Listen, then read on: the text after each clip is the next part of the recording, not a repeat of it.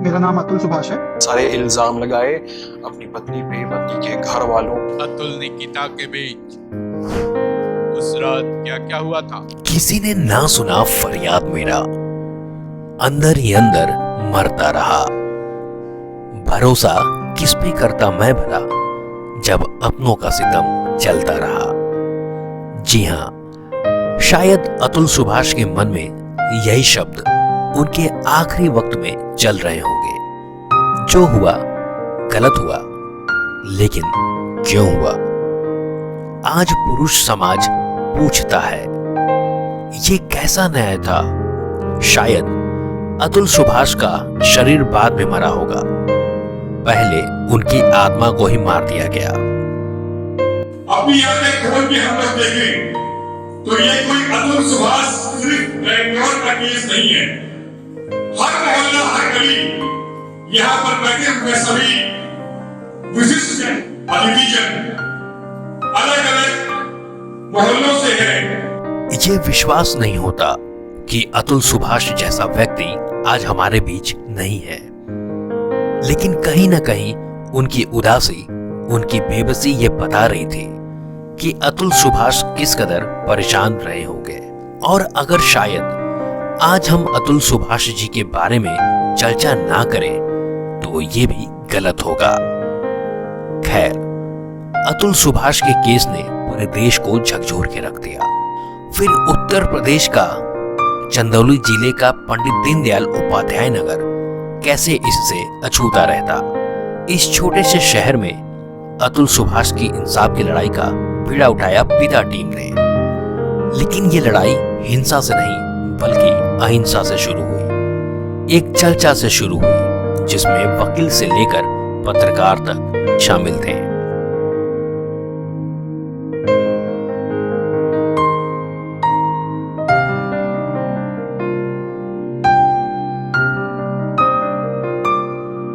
कहते तो मारपीट है और इस समाज को देखते हुए एक ज्वलंत समस्या पैदा हो रही है।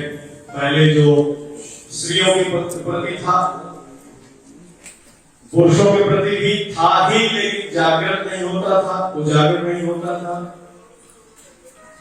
अब भी है, लेकिन मुझे लगता है कि 90% पुरुष उन चीजों को शायद पी जाते हैं, नहीं प्रकट करते किसी से, और उसी धारा में समाहित होकर अपने जीवन की नाव को खींच जाते हैं। मैं सतनाम सिंह सोशल एक्टिविस्ट और पिता संस्था का अध्यक्ष होने की जिम्मेदारी निभा रहा हूं।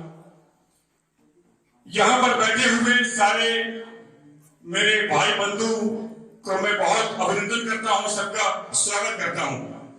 मंच पर मंचासीन हमारे आदरणीय अधिवक्ताओं का और जो हमारे प्रमुख जन हैं, स्वागत करता हूं उनका।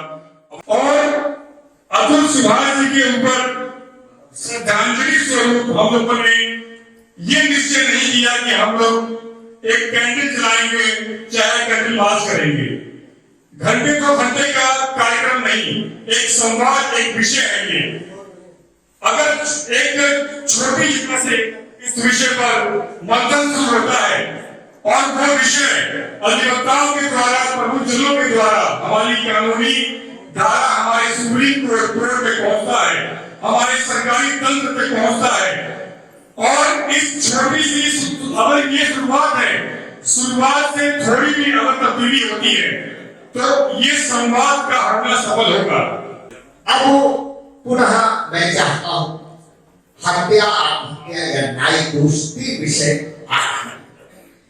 एक वक्त पक्ष ऐसा है जो मानता है कि ये तीनों चारों मिलकर, 3 से 4 हो गए, मिल करके आत्महत्या का काम करता है।